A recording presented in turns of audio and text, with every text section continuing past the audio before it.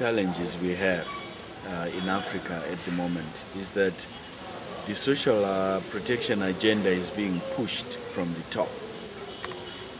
By that I mean that the social protection agenda is looking like it's tumbling down from international institutions, from the World Bank, from DFID,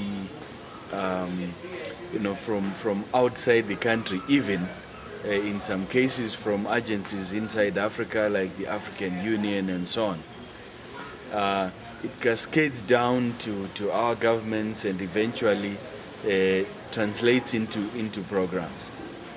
The net result of that is that we are having programs that are fairly weak, programs that are not addressing the actual needs of locals in the various countries of Africa. Programs that have not interrogated the basic needs of people in each country, and in short, programs that mirror experiences of countries that are richer than the countries in Africa. What we are proposing is that social protection must actually meet the two energies from the top and the energy from the bottom.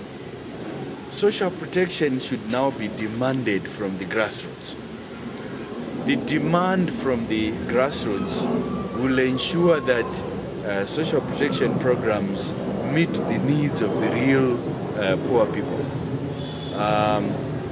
If demand comes from the grassroots, from the bottom, it means there will be use for those social protection programs, there will be access for those social protection programs, and people will see the need to participate in the development and implementation and monitoring of those programs. So the focus of this Africa Platform for Social Protection this year is basically to push for the involvement of the grassroots in the designing, the implementation of policies and programs on social protection. And this enhances the demand for that social protection and certainly access and use of social protection programs in the country. I have been to Uganda and have looked at the activities being implemented by the Uganda Social Protection Platform. I have to mention that the platform in Uganda represents one of the best platforms in Africa, the platforms that we are working with in Africa. It has made quite tremendous effort within a short period of time, having just been established around 2008 or so, to begin to implement programs on social protection, supporting its members in various districts across Uganda, but most importantly, beginning to engage with government in terms of collaborating in the SAGE program, which the government is implementing, and in that process, assisting the government in monitoring the SAGE program. We see that as a big example in terms of the collaboration which is possible between governments and civil society organizations.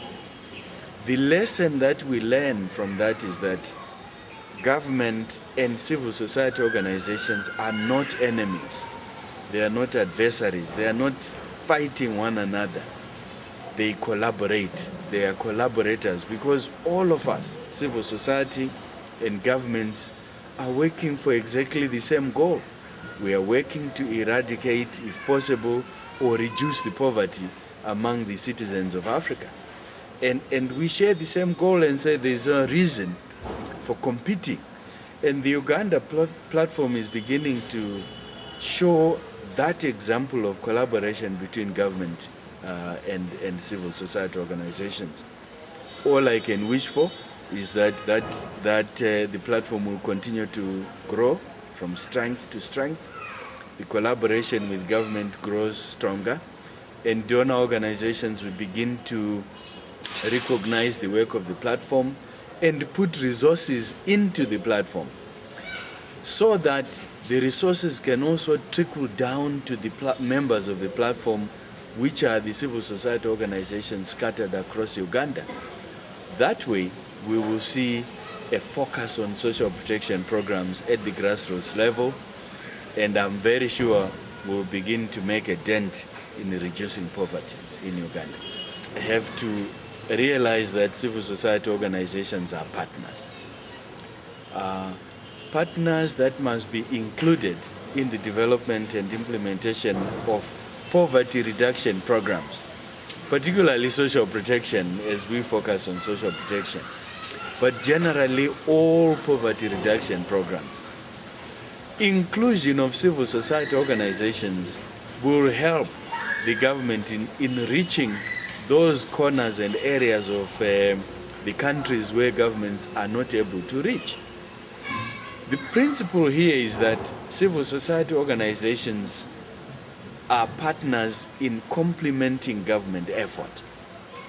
We know government's role is to reach every citizen across the country, but sometimes it is not possible for the government alone to reach every part of the country. Civil society can support government in reaching those areas in which the government has no capacity to reach. The government is implementing the expanding social protection program. In this program, it's targeting older persons, those who are above 65. And unfortunately, the coverage is still very limited. We are still operating. It's a pilot, but it has already proved its lessons that really older persons benefit. So we are calling upon the government to really put in place mechanisms and budget provisions to ensure that this program is rolled nationally, because the lessons are there for everybody to see. You can see the changes already that the benefiting older persons are experiencing. So our call is simple, our message is simple. Let us plan, let us budget, let us put in place mechanisms and roll this program throughout the country.